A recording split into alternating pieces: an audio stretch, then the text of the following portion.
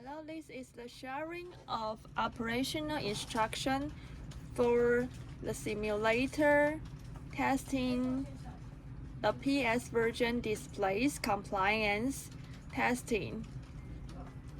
Okay, here we have is the simulator for the PS version displays compliance testing. When you open the box, you will see there's a testing diagram. Also, the testing diagram is showing you the power supply rules and the wiring construction for the testing. Also here, there's a data description. There's a data description of the simulator. This is the simulator of the simulator's signal output designation, signal output categories. Tells you which output is for which purpose. Okay, then in the video I will describe once as well. So when you receive the simulator, you can check the data first before you operate it. Okay, and here I am going to show you the real real testing operation of the simulator.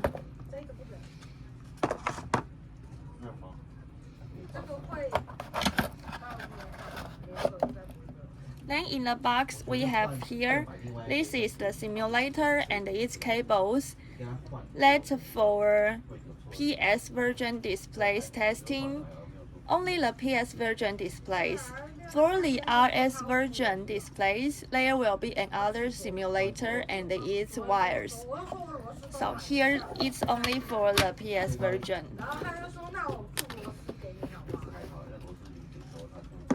Then when we take off the simulator, we can have an isolation base under it.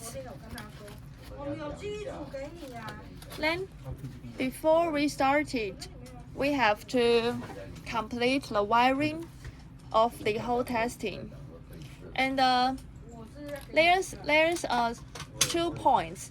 There's 2 main points for this testing. First is this simulator is only available to accept DC 24-volt power supply. The second is this simulator has been set on active high condition, so it can only output active high signal. If there's a need that you have to adjust it to active low, kindly let us know. That I'll show you how we can change the simulator to active low situation. Right now it's active high. Okay, and now we have to construct it with the display. Here I prepared a 4.3 inches display that is parallel version, and this display has been programmed already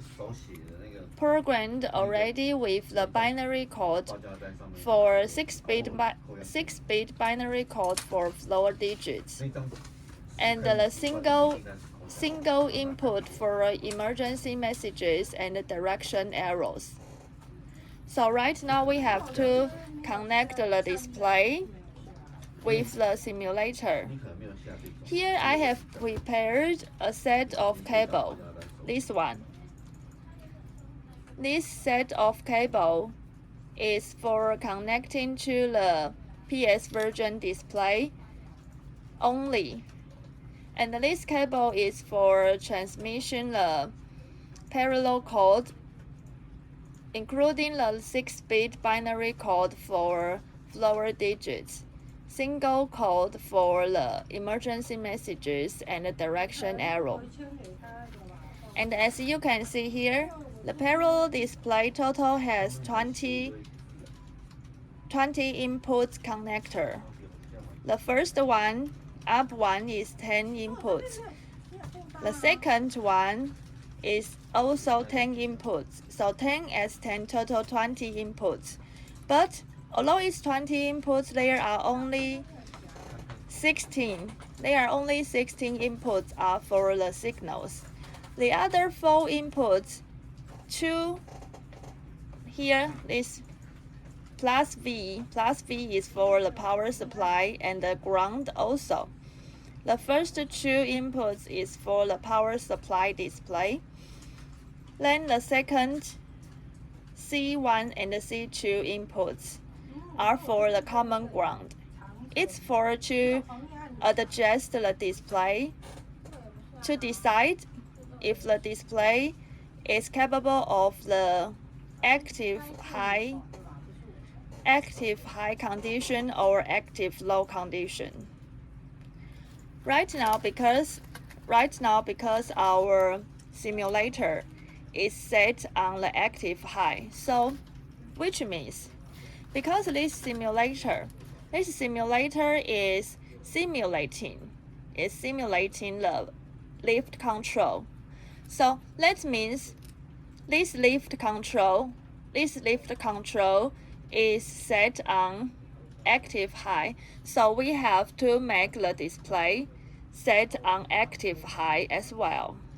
So when we want the display to set on active high, we have to connect C1 and C2 to ground wire, which means on the 0 volt.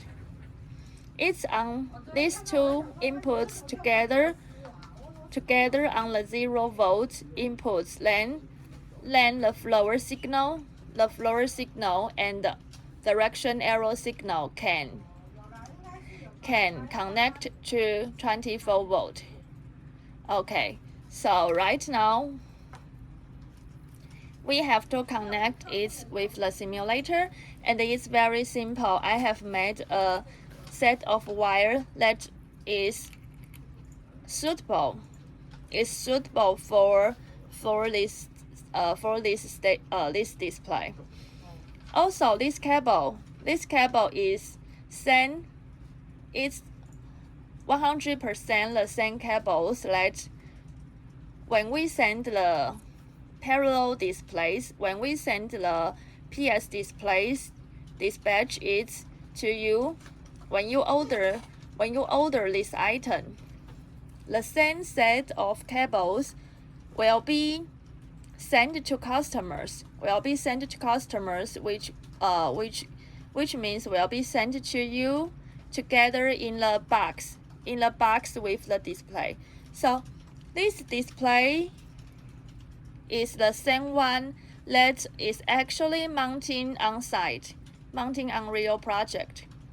So when we testing with the same cables, then we can show the display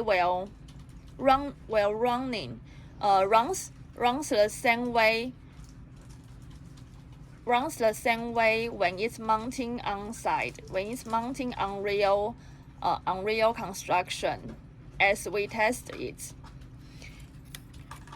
Okay, then you can see it's very simple. You know how to connect the wires to the display, because the black and red wires is for the power supply.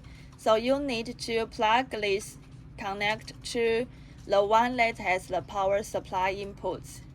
So you connect it. Then you have another connector is having 2 red wires. The 2 red wires is for common ground, for deciding this display is active high or low. So you have to plug it. And how we put this display active high is we connect these 2 red wires here.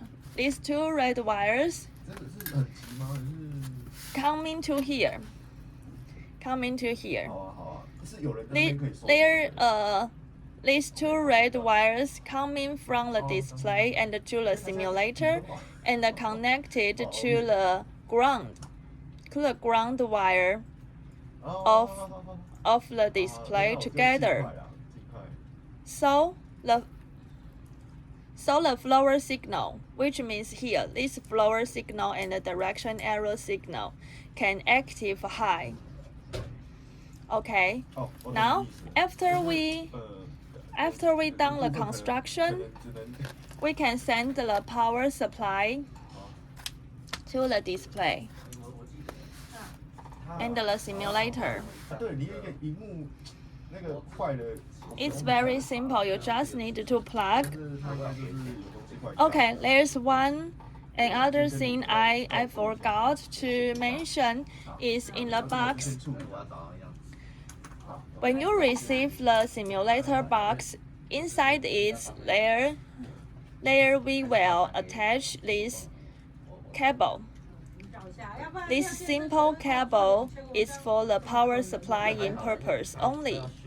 And this cable, when you got this cable, you just it's same type of connector I have here. Okay, I raise it higher, then you can see it. It's the same type of connector. And you can soldering. You can soldering or use your own way to power supply this cable. To connect your power adapter with this cable. Then, when you want to test the simulator, when you want to operate the testing, you can simply use this plug to plug in the simulator. When you plug in the simulator, you powered on the simulator and the display together. You don't need to power up the display standalone. You can power up the simulator then both modules, the display and the simulator, both be powered on. Okay, this is about powering a power supply issue. Then here, as you can see, when I powered the simulator, my display has been powered on already. And right now, the simulator didn't send anything to the display.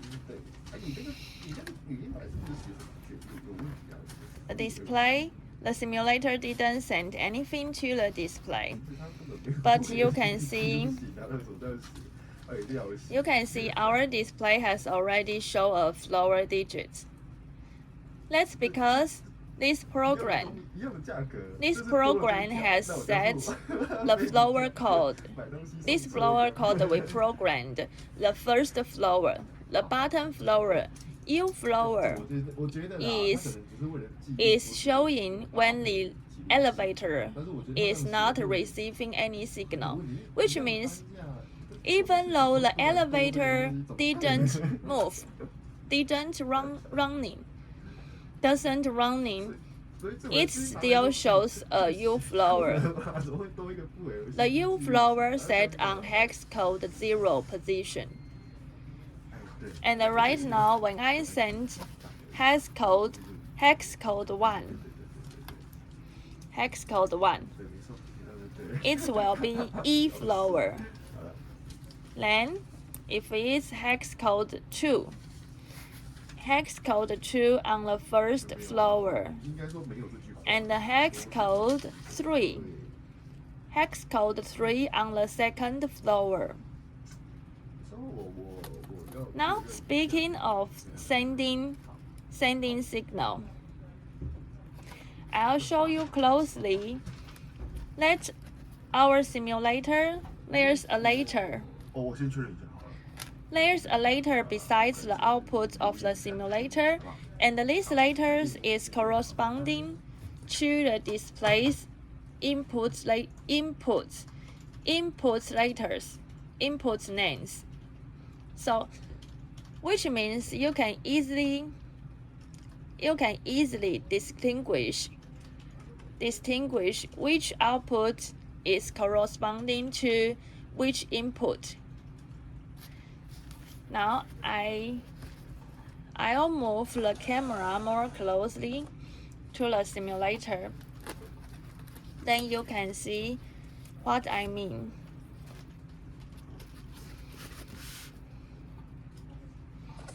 Here I think maybe it's more closely.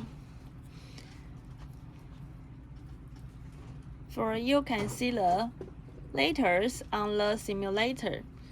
Here, this is the output names of the simulator. And the outputs 0 to 5 is the floor code. Is the binary code for floor digits, and it's corresponding to the displays 0 to 5. In same meaning, the simulators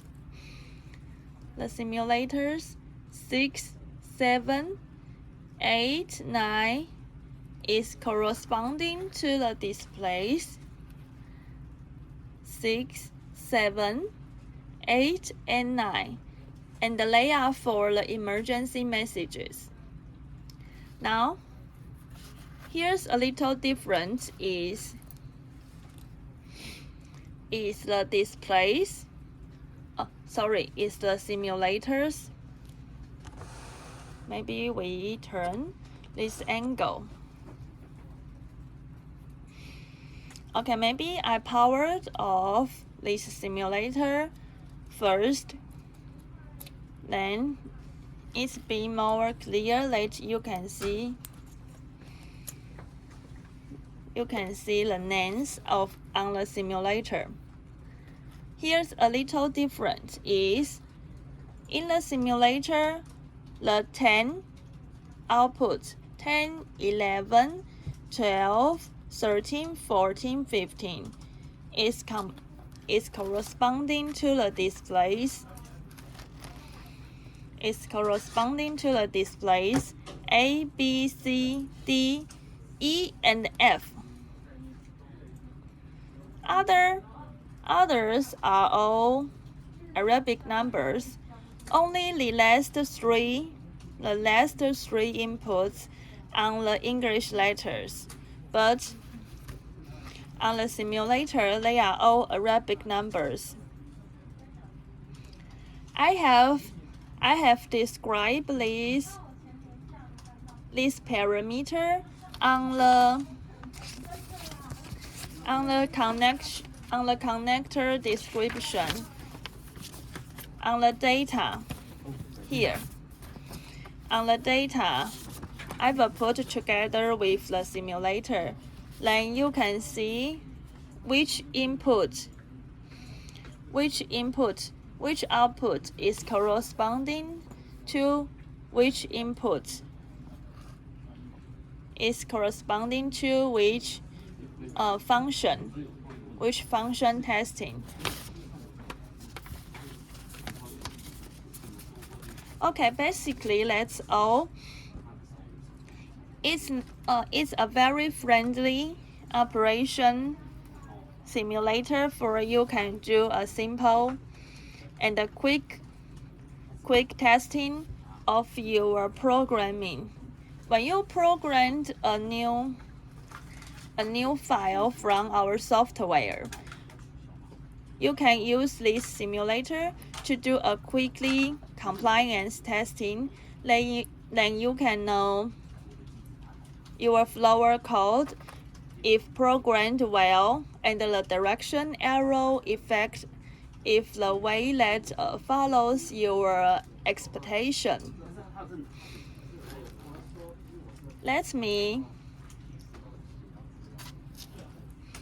When you plug the power supply, you may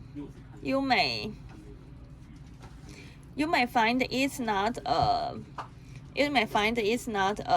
That's stable power supply, because this connector is only for this power supply method is only for testing purpose. So it's a quick plug. Quick plug is a quick plug for you can power supply and power off the simulator very efficiently, but it's not suitable for a real mounting. So you can see it's an unstable power supplying when you sometimes when you accidentally move it, the display might be blinking or flashing. That's normal condition. This is the only condition means the power supply is unstable. There's no issue because this power supply connector is designed for the convenient purpose only. Okay, and this whole wiring construction is only for the testing purpose also. That in the real mounting, it's the actual wiring still needs to depend on each project's on-site environment. Okay, I think that's all the basic instruction for you can operate the PS version displays testing with our simulator board.